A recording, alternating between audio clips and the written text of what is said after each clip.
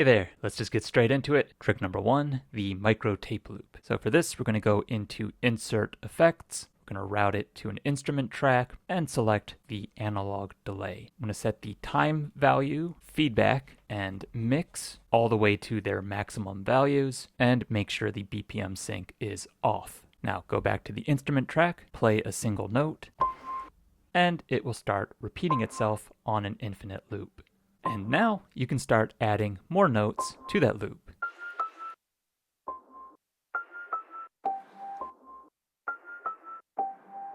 And gradually build up a micro loop this way.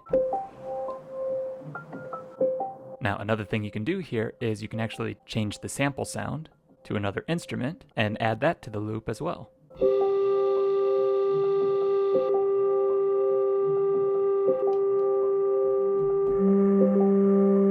And if you don't like the results, just go back to the effects and turn it off. Your loop will end and you can start over again.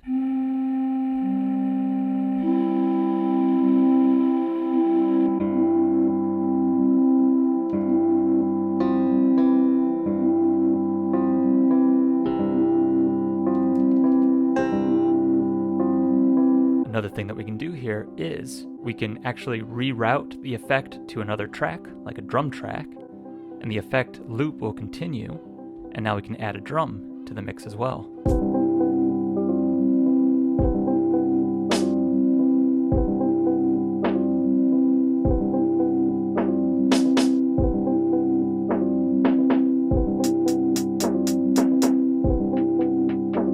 Okay, trick number 2. Adding tape effects. So going back to our insert effect, something that we can do here is we can start messing with the BPM sync or the time values. And what it's going to do is it's going to speed up or slow down our loop, which will result in pitch shifting.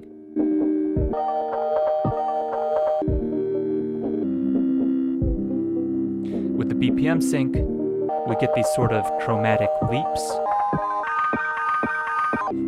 Whereas with the time value, we can do a gradual speed up or speed down.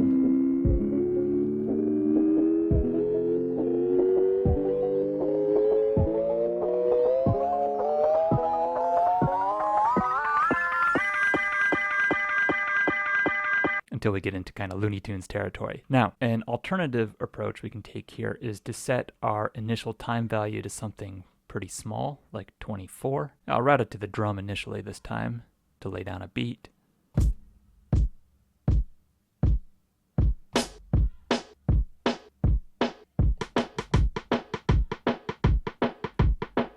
Now let's reroute it to the instrument track. Add something on top of that.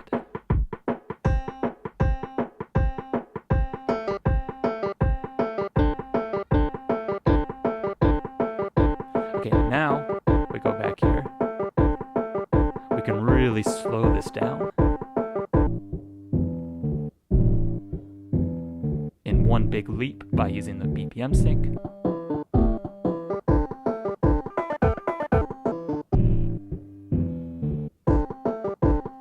Or, once again, do it gradually with the time parameter.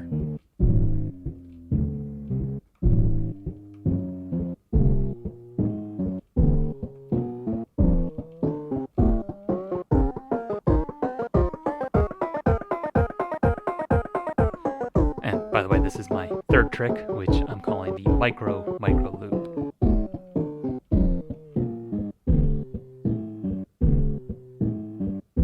Now, something you might be thinking here is, wait a minute, what am I going to do with this?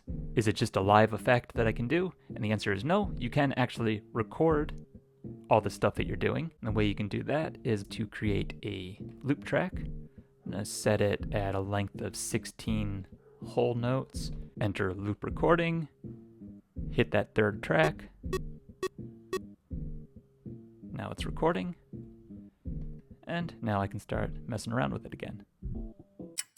Just do this for a while to get some material. Now we have that recorded. Let's turn this off. That's now in our loop track, but we also have it as a sample that's just saved to the sample track now, and we can find that under the project folder. So there it is, my loop 1. And now we can do other things with it. For example, if we wanted to, we could trim it, or we could even chop it.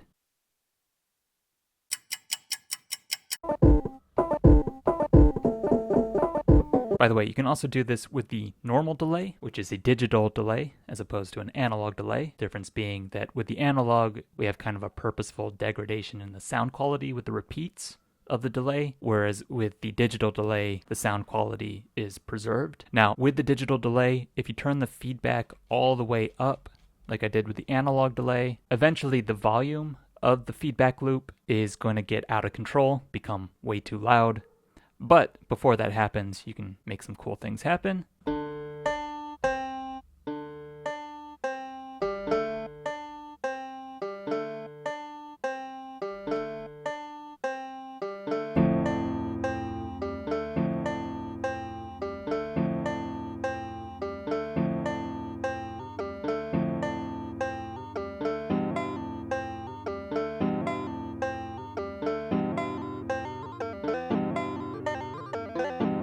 Notice how the changes in pitch and speed actually get fed back into the loop, unlike with the analog delay.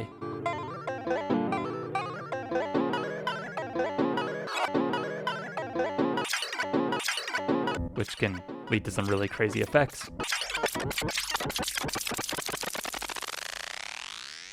And eventually you can get it to sort of self-oscillate. Now if we turn the time down and the feedback down a bit here, a delay can also be a good way of getting a drone going. So I'm going to pick more of a drone sound here, or something that can be droned.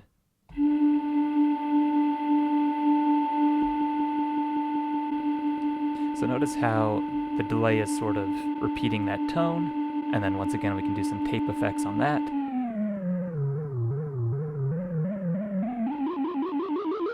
Or, alternatively, we can program a tone into the sequencer.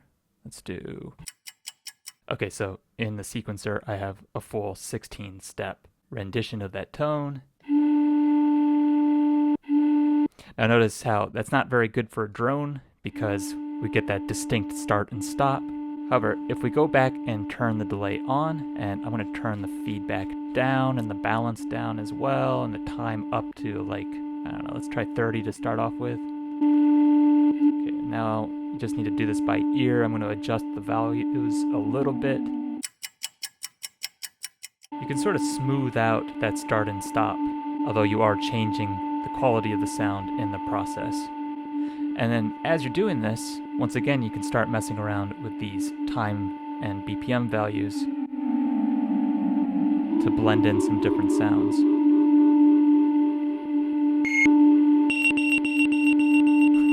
Some more pleasant than others. You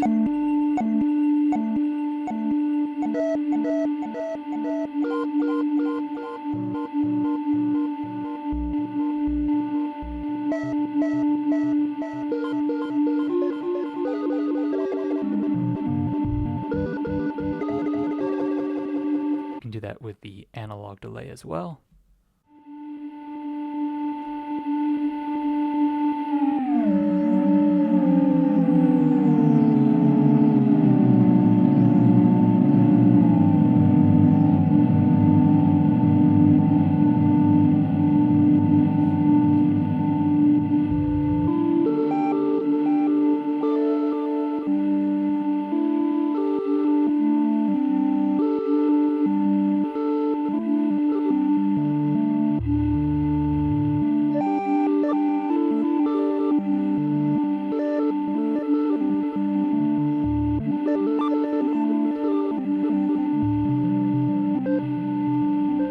Another application for all of this is that instead of notes or tones, you can actually take an entire track, an entire song, and start applying these effects to it. So let's do that real quick. I'm going to open up a song. Okay, so this song has a whole bunch of tracks on it, and I currently have these empty loop tracks at the bottom. What I'm going to do here is set the recording source to master, and then I'm going to record into that loop, making sure the loop length is going to accommodate everything I'm playing in this scene. I'm just going to do one scene for this demonstration. So I'm going to start playing the scene. Select loop recording. select the track that I want to record into, 9 in this case, and when the playhead reaches the end, I'll start recording. Okay, now I've essentially taken my entire song and I've bounced it down to a single loop track on track 9. And then I had the master cassette effect on. I'm going to turn that off since it's already baked into my resampling of my song, and I don't want to apply a cassette effect onto a cassette effect, although that's also something you could do to amplify a master effect. But in any case, I'm not going to do that here. Okay, and now I just need to route my insert effect to my new loop track, select the analog delay, and do all the same stuff we did before. Time, feedback, and mix to the maximum values. Okay, so what I'm going to do here is I'm going to press track 9 in just a second to start the loop version of my song. But then after just like a second or two, I'm going to stop playing the track. Because after 1.5 seconds, our loop is going to start playing back, because 1.5 seconds is the maximum delay time on the sample track. And I don't want to add too much music to that loop. If I do that,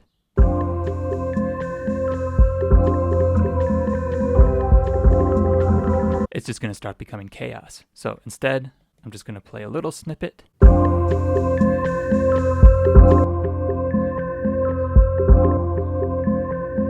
And now what we've basically done is we've trapped a little segment of the song into this feedback loop. And now we can do all of our old tricks again.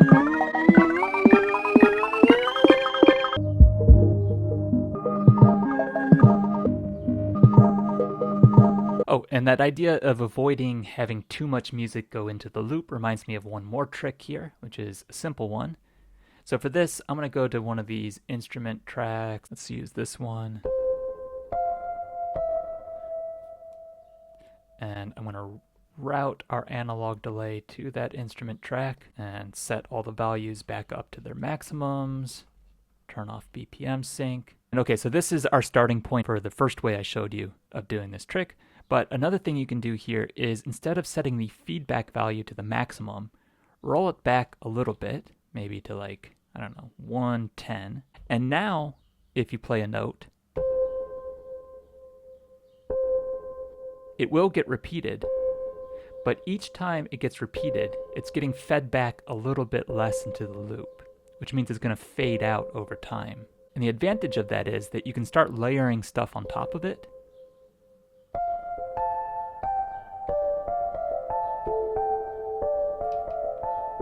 But because each layer starts to fade out over time, as you add new stuff, the new stuff is louder, and the old stuff eventually disappears. And so your loop kind of automatically evolves over time as you add new stuff to it. This can actually be really, really fun and addictive to do.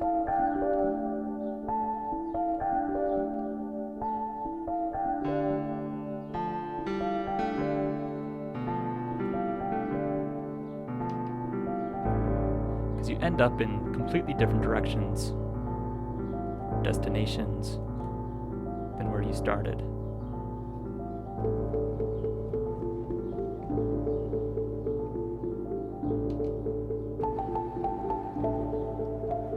And you're sort of like playing music with yourself in this sort of like duet over time with older versions of yourself. I don't know, there's something really cool about it.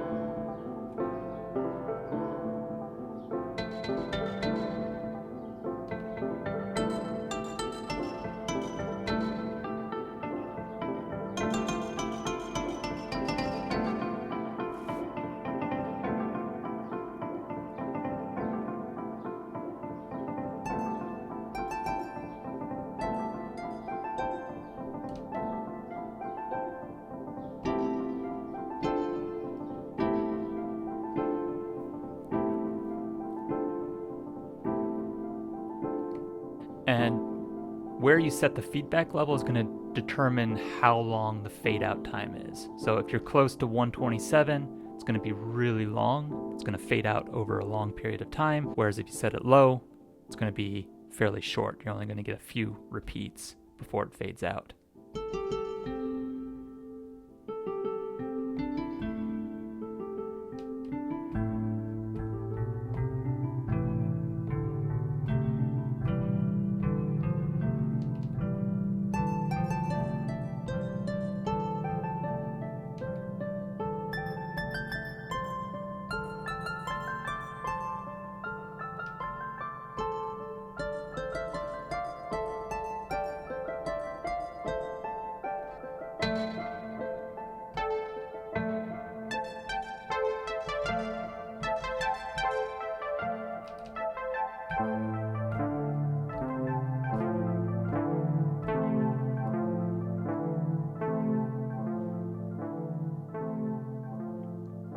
And by the way, I'm calling this trick Frippertronics because it's a technique of tape looping originated by a guy named Fripp. Usually you do it with a tape loop or a simulated tape loop that was a bit longer than this. Something like 4 to 10 seconds would be more normal, I think. And speaking of that, if you find yourself really enjoying this approach to making music, but wishing you had a longer window of time for your loops, I'm going to suggest that it is a sign that you should maybe invest in a loop pedal or a loop station or some sort of device that has the ability to create loops with live overdubbing on it. So like with a loop track on the SmplTrek, you can create a single loop, but you can't then overdub on top of that loop. Whereas with other devices like the OP1, for example, you can do that, and you can also do it with loop pedals like this Boss RC500 that I have. And this is actually probably the subject that I know the most about when it comes to music gear. I'm pretty knowledgeable about all the different options that are out there, from budget entry-level ones to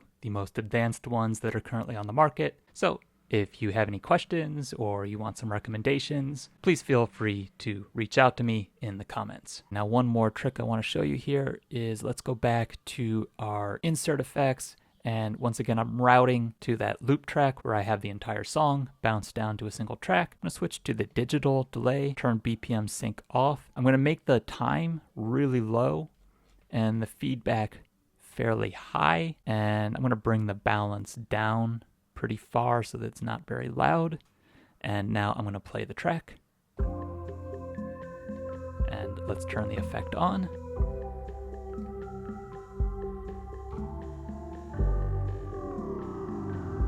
You can get some really kind of weird effects going on. Sort of like a ring modulation.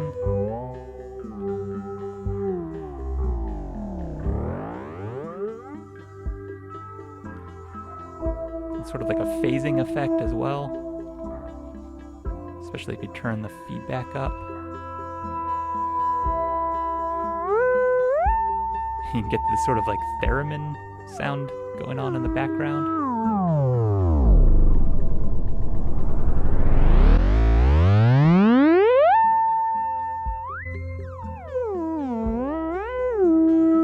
Turn the balance down to make it a little less extreme.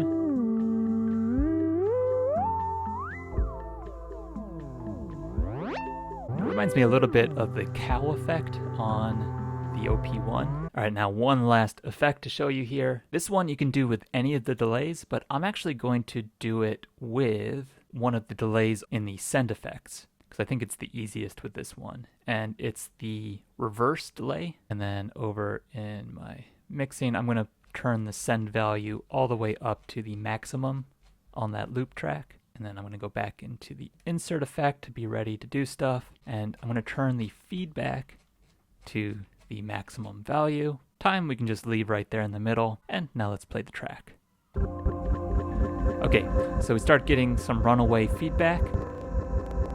And I'm going to turn the time really low. So now we have that pretty unpleasant sound going on in the background. And I'm actually going to go into the master effect and turn the cassette back on. Give it a nice little warble. Maybe even turn up the flutter. Okay, and now I'm going to resample that. And now I'm going to load it into one of my instrument tracks. Press OK. Now I'm going to go back to my send effect, turn it off, go back to the instrument track. And now I've basically created a new synth sound, and I've effectively turned this sample track into a synthesizer. Sort of.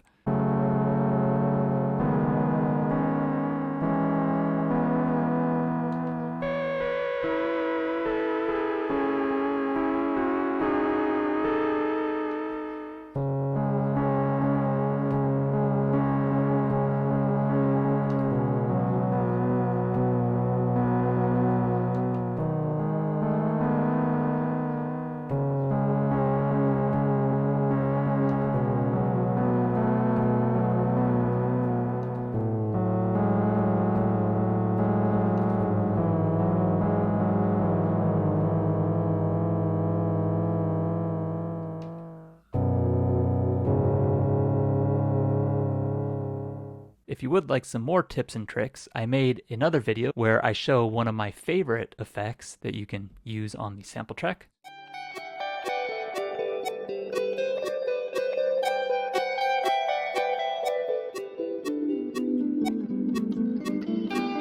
Along with some tips on how to use reverb effectively. And also, if you want to hear more of that song,